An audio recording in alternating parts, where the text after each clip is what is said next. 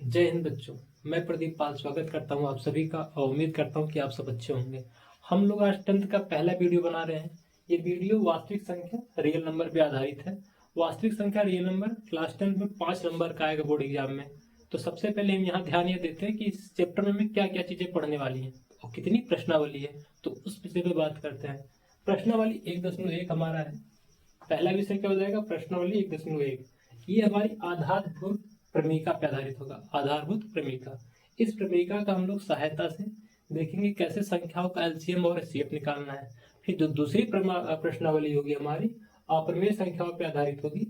अप्रमेय संख्या दी जाएंगी, उनको सिद्ध करेंगे कि ये संख्या अप्रमेय होती हैं। तो ये जो छोटी छोटी प्रश्नावली है, इसी से हमारा 5 नंबर का बोर्ड एग्जाम में क्वेश्चन बनेगा।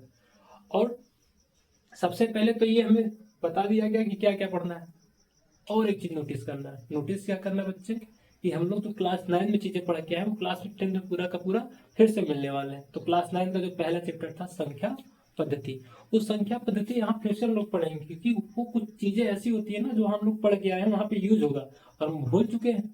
भाई 9th जो पढ़ा है बहुत कभी बच्चों को याद रहता है। तो यही हम लोग देखने वाले हैं कि पहले उन संख्याओं का फिर से एक बार इंट्रोडक्शन करवाया जाएगा जो 9th पढ़ के आए हैं। और पहली चीज तो मैं आपको बता देता हूँ, जितने भी संख्याएं हैं मैं जैसे बताऊंगा आप भूलेंगे नहीं, बस उसको एक थ्योरी एक कहानी के जरिए से याद कर लेंगे। बाकी आप ही सब कुछ आसान लगने लगेगा। यही ध्यान रखना कि इसको कहानी के तरीके से बना के हम याद करने वाले हैं। तो सबसे पहले ध्यान कर देते हैं प्राकृत संख्या नेचुरल नंबर। प्राकृत संख्या नेचुरल नंबर क्या होता है? तो हम लोग जब छोटे से थे तब भी हम लोग गिनती गिनने का शौक बहुत था। भाई कोई चीज पाते थे गिनना चालू कर देते थे, 1 2 3 4 5। तो बस वही गिनती आज भी काम दे रही है। किस रूप में काम दे रही है भैया? प्राकृत संख्या के रूप में। प्राकृत संख्या होती क्या? 1 2 3 4 ऐसे चलते जाएगा अनंत तक। बचपन वाली कहानी रिलेट कर लेना, प्राकृत संख्या याद हो जाएगा। फिर दूसरा आते हैं पूर्ण संख्या। अगर प्राकृत संख्या थी, पूर्ण संख्या की जरूरत क्या पड़ी? सोचो एक बार, फिर आइडिया बताऊंगा मैं। अब बताते हैं। संख्या एक मार्कर की है भी। अगर एक मार्कर हाथ में तो दिख रहा है, हम बोलेंगे हाँ एक मार्कर है। लेकिन अगर मार्कर हट जाए फिर पूछा जाए मार्कर कितना है, तो आप जवाब क्या देंगे? मार्कर नहीं है। लेकिन अगर थोड़ा मैथमेटिकल बताओ, गणित की भाषा में बताओ, तो हम बोल सकते हैं कि 0 मार्कर ना। कथन तो ये भी सकते हैं, बस यही चीज सीखना ही है। 0 मार्कर भी क्या है? संख्या दिखा रहा है। तो प्रकृत संख्या में 0 मिसिंग रह गया था, उसको पूर्ण बनाने के लिए। तो कहानी समझ में आया? 0 जैसे आ जाएगा चीजें पूर्ण हो जाती, तो पूर्ण संख्या बना लो। 0 उसके बाद 1 2 3 4 डॉट डॉट डॉट डॉट अनंत तक। अगर कभी भी डॉट दिखा वो अनंत तक ही जाता, ये आपका अंडरस्टूड है, समझ में आना चाहिए। फिर आते हैं पूर्णांक, जिसको हम लोग बोलते हैं इंटीजर। पूर्णांक इंटीजर क्या होता है? अब ये देख रहे जो पूर्णांक इंटीजर चल रहा है उस पर छोटी सी कहानी फिर बना देता हूँ मैं। कहानी ये है, हम लोग हमेशा देखते हैं जब ठंड का समय आता है तो लोग बोलते हैं अरे पहाड़ों पे बर्फबारी हो रही है, टेम्परेचर वहां का माइनस हो गया। तो आप बोलते हैं टेम्परेचर माइनस। तो यही चीज अगर आपसे कोई बोले भैया वहां का टेम्परेचर ये यहाँ का टेम्परेचर गर्मी के समय बढ़ जाता है, तो टेम्परेचर में माइनस प्लस लगाने से देखो कितना अंडर एस्टिट्यूड बढ़ जा रहा है। चीजें समझ में आ रही हैं। तो कुछ संख्याओं की माइनस में भी जब जरूरत पड़ने लगी तो आपको कहानी क्या बनाना है? कहानी क्या बनाना है? पहाड़ों पे माइनस तापमान होता है, तो माइनस कब आएगा? जब पूर्णांक बनाएगा। तो पूर्णांक बनाते हैं भाई। अब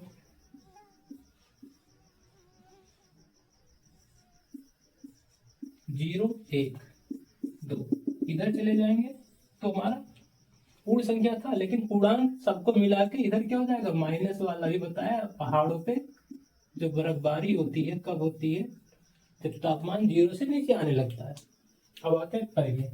इस पे तो अच्छा खासा ध्यान देना, परिमेय पे और अपरिमेय, क्योंकि ज्यादा कंफ्यूजन बच्चों को इसी में होता है।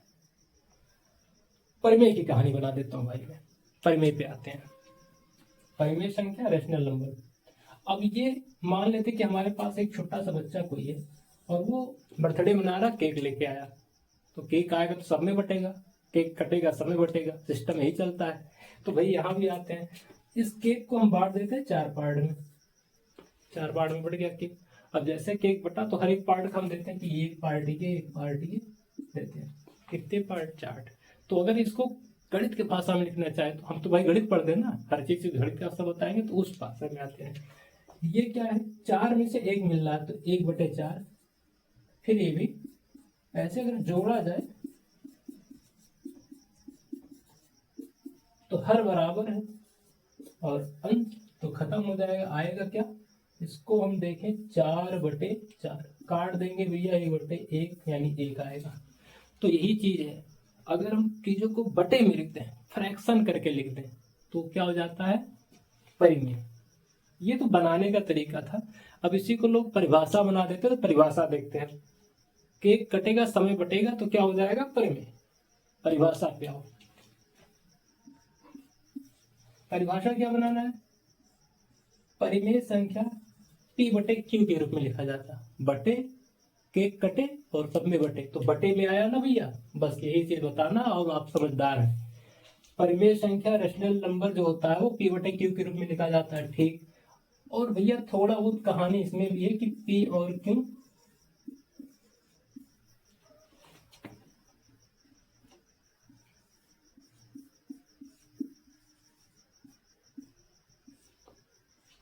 P और Q पूर्णांक हो। एक कंडीशन ये ध्यान रखना कि P और Q हमेशा पूर्णांक ही लेना है।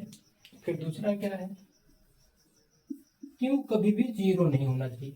क्यों 0 नहीं होना चाहिए, क्योंकि आप सभी सोच सकते हो, आप देखेंगे भी जब भी हम हर में 0 ले आए। अभी इसी में आ जाओ, इसमें आते, इसमें बहुत बढ़िया से आपको समझा दूंगा, ध्यान देना। केक था, उसको 4 पार्ट में डिवाइड कर दिया, हर पार्ट को 4 पार्ट में डिवाइड किया ना, तो 4 में से कितना, 1 को मिल रहा, 4 में से कितना, 1 को मिल रहा, सबको 1 मिल रहा। अगर मैं नीचे 0 ले आऊं, इसका मतलब केक है ये नहीं है।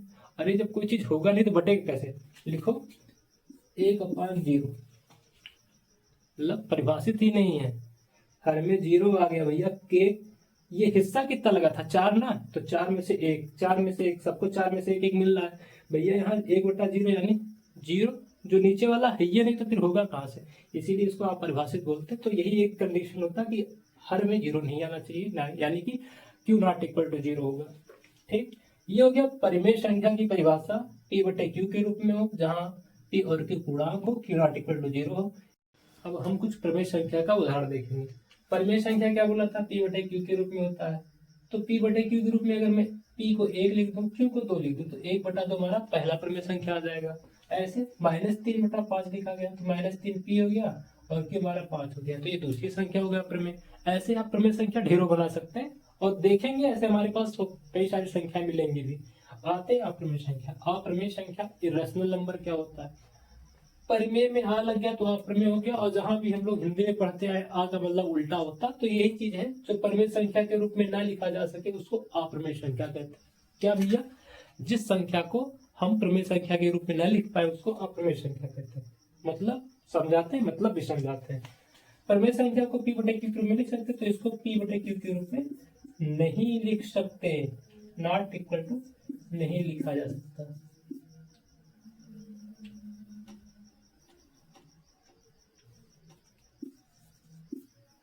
ठीक, जैसे P/Q के रूप में लिखेंगे तो पूर्णांक से लिया जाएगा। ऐसे एग्जांपल इसका देते हैं, √2, √5, √6।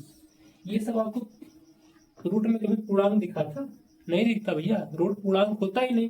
तो क्या हो जाएगा, P हमारा पूर्णांक है ये नहीं है, तो फिर मतलब काहे का। तो पूर्णांक को हम लोग अगर लिख देंगे तो क्या बन जाएगा, परिमेय। ये P और Q पूर्णांक है ही नहीं, यानी हमारा ये पूर्णांक बन ही नहीं रहा, तो फिर अप्रमेय संख्या बन जाएगा। तो अप्रमेय संख्या को हम देखेंगे क्या, √2 लिखा रहेगा, मतलब रूट लगा रहेगा, तो अप्रमेय संख्या होती है। ऐसे कभी कभी हमको देखते कि दशमलव के बाद संख्या कुछ रिपीट नहीं करती, ऐसे लिखा रहता, कुछ भी दशमलव के बाद कुछ मैच नहीं करता, तो वो भी क्या होता है, हमारा अप्रमेय संख्या होता है। ये दशमलव रूप में है, ये रूट के रूप में, बस यही दो चीज होता है। हम आते हैं वास्तविक संख्या पे।